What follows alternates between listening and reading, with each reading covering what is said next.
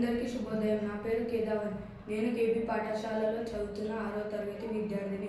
నేను ఇప్పుడు భాషా భాగాల గురించి చెప్పబోతున్నాను. భాషా భాగాలు 5 రకాలు. అవి నామవాచకం, సర్వనామం, విశేషణం, క్రియ, అవ్యయం.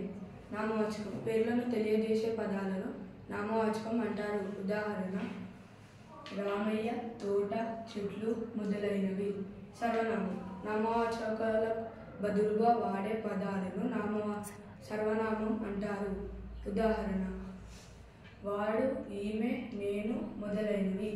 విశేషణం నామవాచకాల యొక్క కాని సర్వనామాల యొక్క కాని గుణాలను తెలిపే పదాలను విశేషణాలు అంటారు. ఉదాహరణ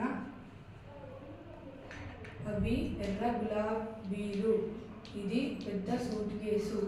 క్రియ కర్త చేసే పనిని క్రియలు తెలిపే పదాలను క్రియలు అంటారు. ఉదాహరణ పావని పాట పాడుతుంది. అవ్యయం లింగవచన విభక్తుల చేత మార్పు చెందని పదాలను అవ్యయం అంటారు. ఉదాహరణ అక్కడ, అయ్యో, ఓహో, ఎలా, ఆహా. ధన్యవాదాలు.